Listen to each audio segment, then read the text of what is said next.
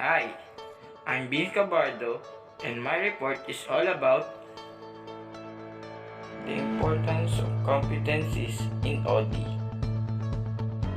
and prior competency research in OD.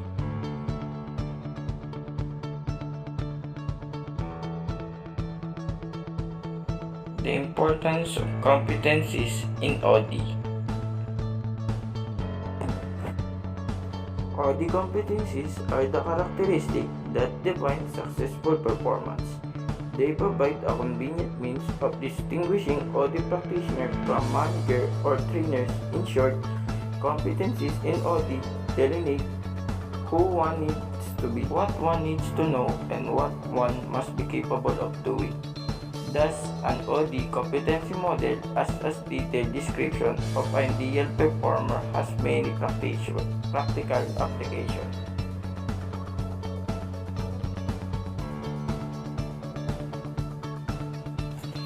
For academics, a competency model of the OD field could guide curriculum development, provide students a way to choose program appropriate to their career goals. Next is provide a guide for accumulation of OD academics program. Help faculty members identify their needs in the field. Provide a guide to the academic advising of the student who are preparing to enter or wanting to advise professionally within the OD field.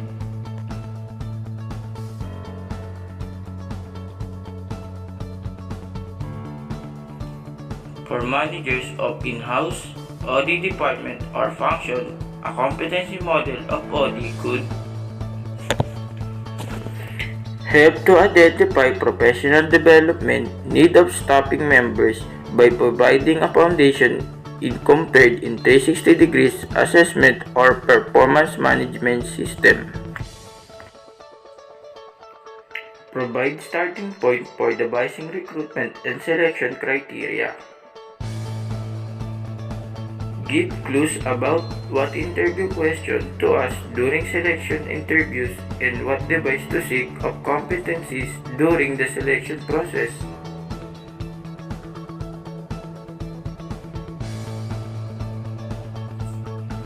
For clients, a competency model of the OD field could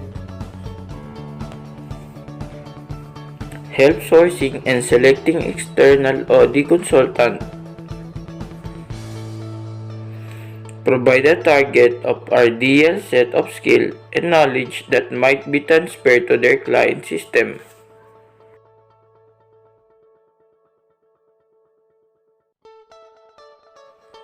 For individual OD practitioner, a competency model of the OD field could provide a starting point for self-reflection, a frame of reference against which to reflect or key personal strength that can be leveraged to use to mentor for each coach others, and on areas needing development that should be focused on personal and professional development in the fields. Provide a basis from which to seek coaching and mentoring by others. Allow two distinctions to made about different set of competency essential to practice. The next topic is all about prior competency research in OD. The process began with 7-item skill list for OD practitioner development by Kenneth Bean at the National Training Laboratories. In the 1950s, Sullivan and Ron Leavitt expanded the list from 7 to 25 items by the following change phrases. Number 1. Development of a need for change. Number 2. Establishment for a change relationship. Number 3. Working towards change. Number 4. Generalization and establishment of a change. And last, achieving a terminal relationship.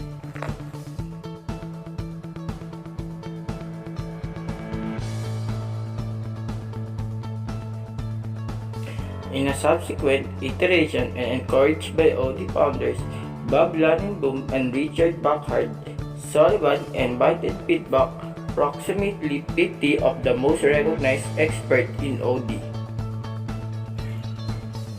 Their task was to review the list, add items they believed were missing, and delete items they believed were not central to goods to OD practice. The interest was good enough and garnered 90% response to the group. Since that initial iteration, there have been more than 20 revisions of the list. In terms of participation, the revisions have included similar requests of the recognized expert, with additional names added over time as the following efforts.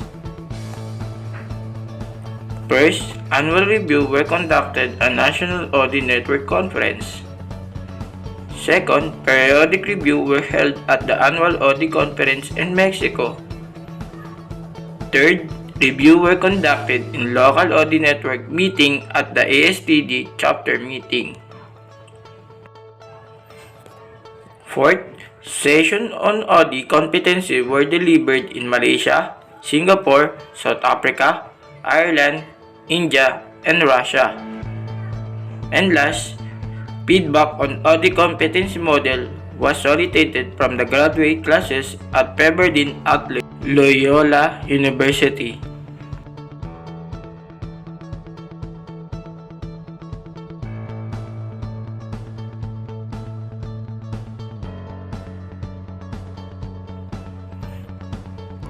In addition, the list has been circulated and reviewed by over 18 professional organizations, including the Academy of Management, Association for Qualify and Participation, the National Training Laboratories, and the Gestalt Institute of Cleveland.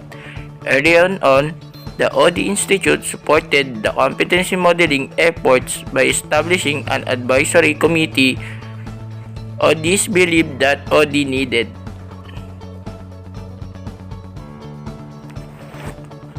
To become a professional, lead them to support efforts that clarify the field's ethics or establishment an essential body of knowledge and skills. Version of the OD competency list has been published in OD Institute of International Registry of Organizational Development, Professional and Organization Development Handbook since 1992. In terms of the list content and length, it has been expanded and contracted over the years from the initial list of 7 and then 25 items. The list grew to over 220 items in the early 1990s. It responds to concern over the length. The list has been reviewed and reduced by various processes and participants. Around the 14 or 15 revisions in the mid-1990s. The last was organized around the version of the action researching model, including such changes phrases as entry, startup, assessment and feedback, action planning, intervention, evaluation, adaptation, and separation.